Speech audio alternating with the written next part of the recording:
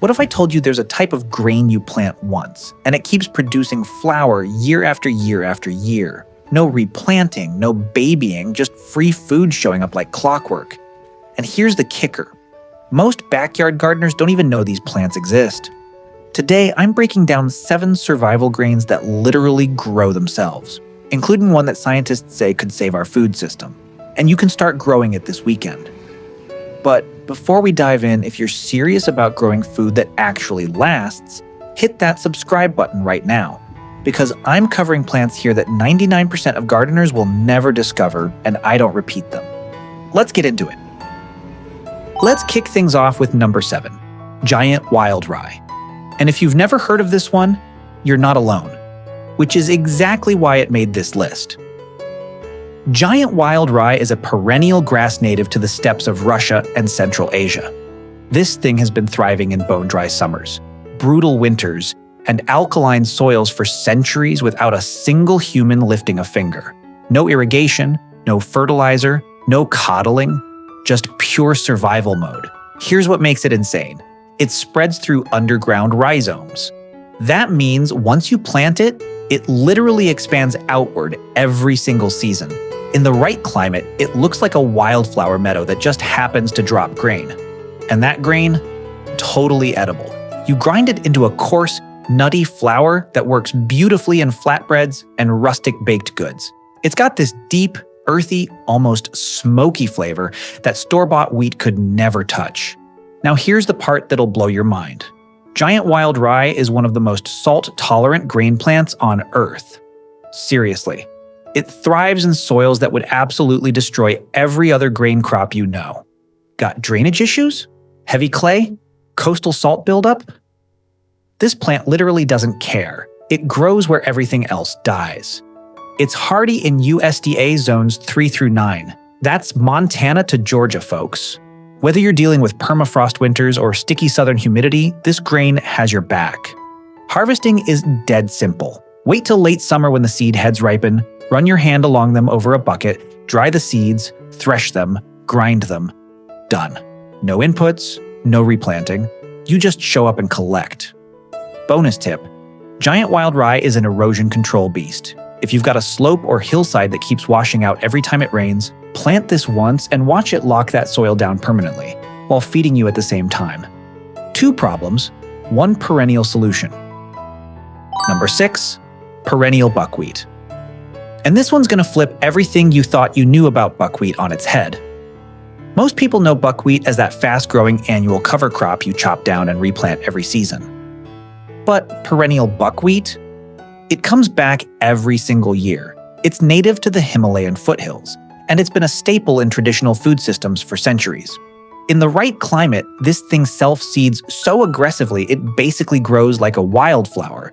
It'll tumble over fences, spread across garden beds, and naturalize into your landscape without you lifting a finger.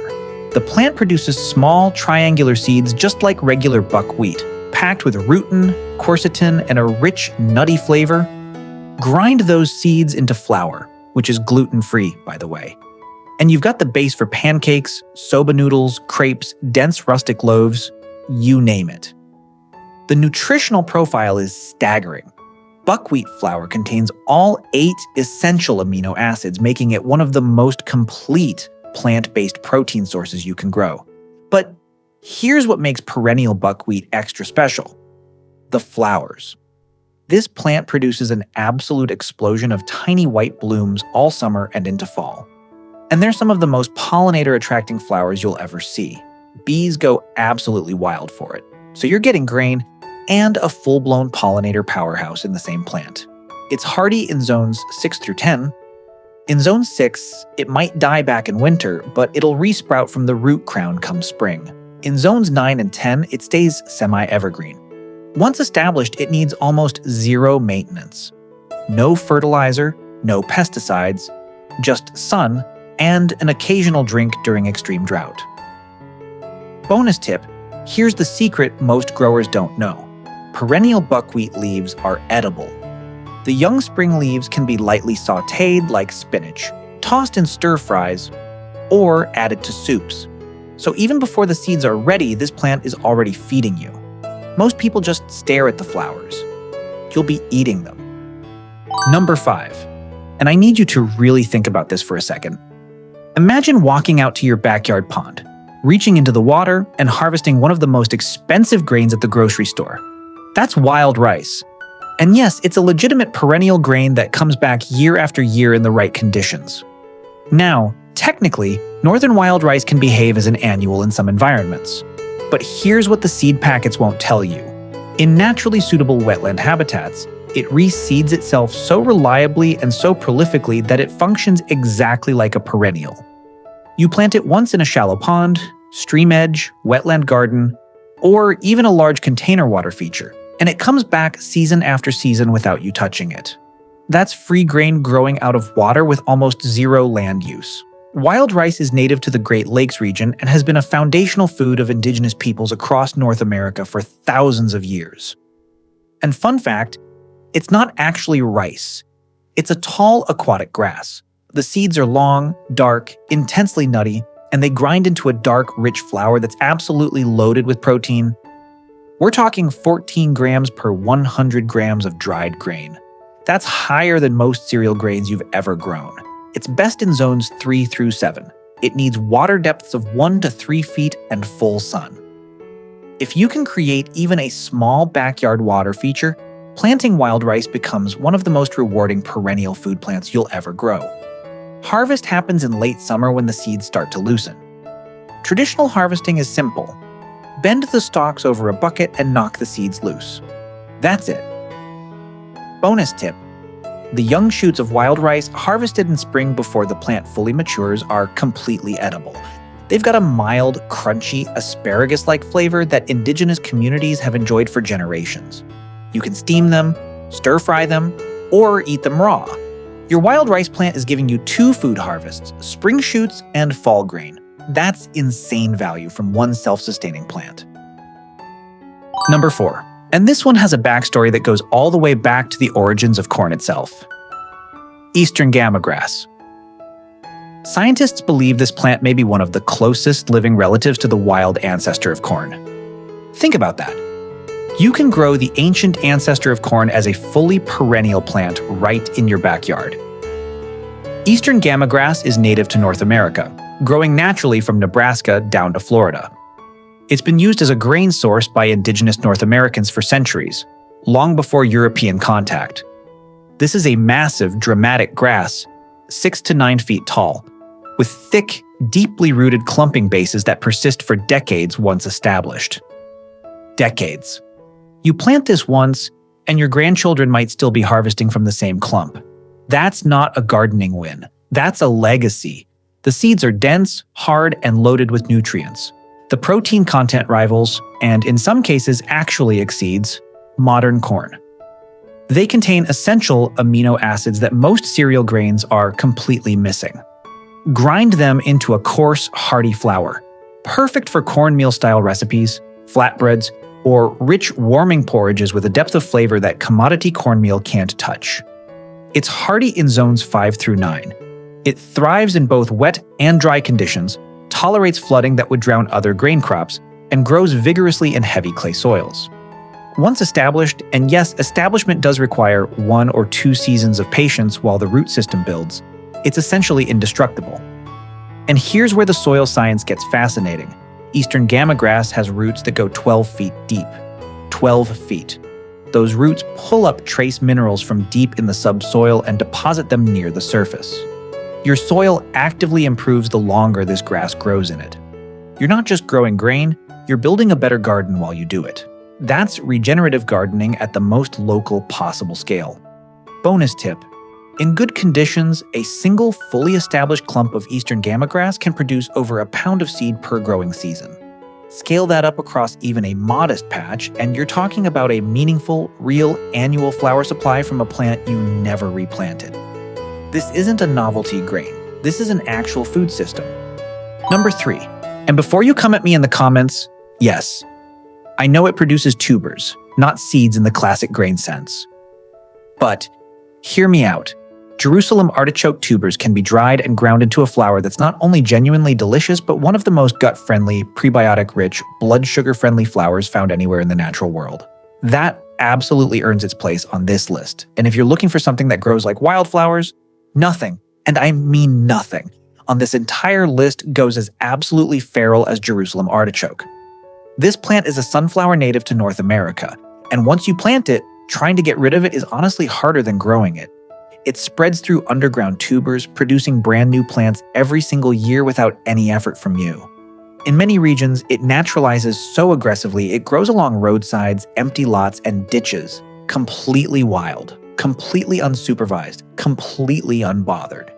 It towers 5 to 10 feet tall, produces gorgeous yellow sunflower-like blooms in late summer that attract pollinators like crazy, and then underground produces an absolute abundance of knobby, nutty, caramel-flavored tubers from October through winter.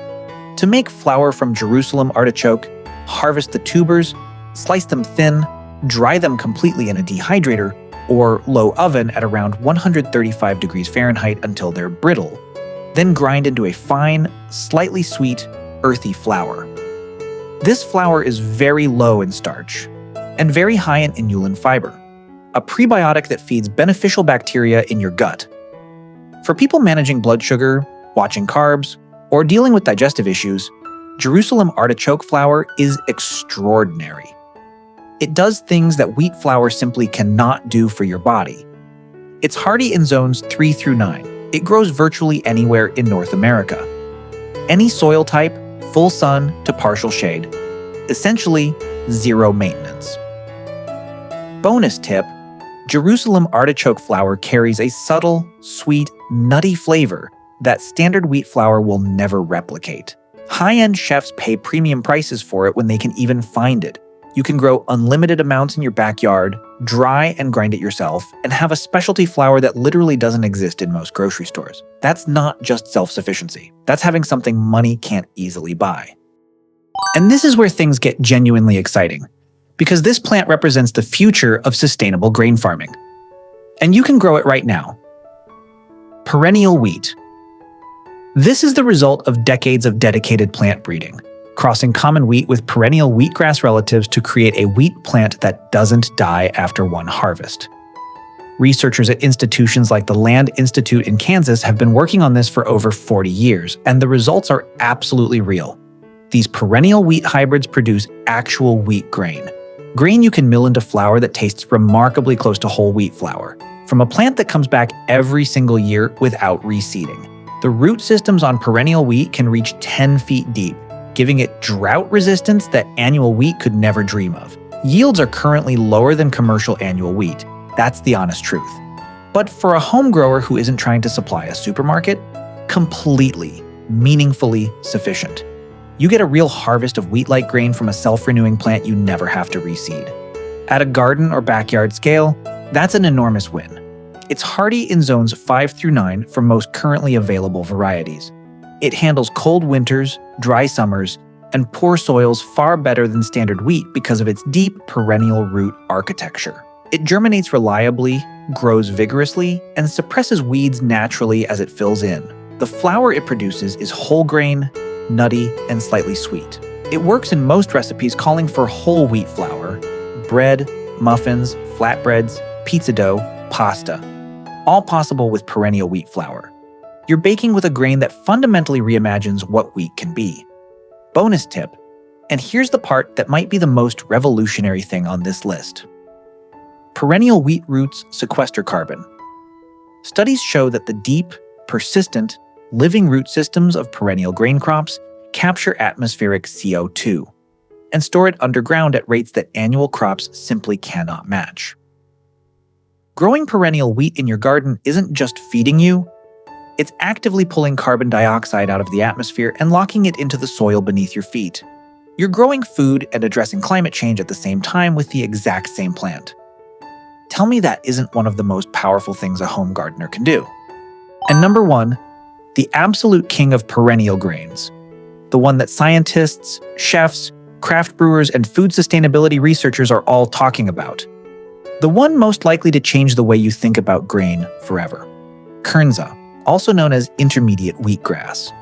Kernza is a trademarked variety developed from intermediate wheatgrass by the Land Institute and its licensing partners. But here's the thing. You can grow the parent species, intermediate wheatgrass, yourself right now across most of North America. And you harvest it exactly the same way. This grass is a wildflower in the truest possible sense. It naturalizes in landscapes, it self-seeds, it spreads through rhizomes. It grows along roadsides and in abandoned fields across the continent with zero human intervention. And it produces grain. The grain is smaller than wheat, and that's actually part of what makes it remarkable. Pound for pound, it's more nutritious. Higher in antioxidants, higher in fiber, lower glycemic index, and it has a deep, rich, slightly sweet flavor that bakers are genuinely obsessed with. Patagonia, yes, the outdoor clothing brand, has an entire food product line built around Kernza grain. They make beer with it, pasta, cereal. This is a real commercially viable, culinarily exciting food crop. The roots of intermediate wheatgrass extend 10 feet down or deeper. This plant survives droughts that would kill any annual grain. It outcompetes weeds naturally as it establishes. It requires zero fertilizer once in the ground. It grows in poor soils, clay soils, sandy soils, slopes, you name it. It's hardy in zones 3 through 9, covering the vast majority of the continental United States and large parts of Canada. Year 1, you'll see modest grain yields as the plant builds its root system. Year 2, yields jump noticeably.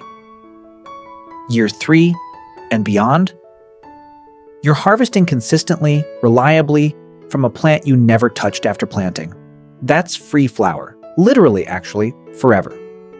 The flour from Kernza and intermediate wheatgrass has a mild sweetness and whole grain depth that performs beautifully in pancakes, muffins, pizza crust, and crackers. Grind it coarse and you've got a porridge grain with incredible flavor. Grind it fine, and you have a baking flour unlike anything sold in stores. You control the outcome entirely.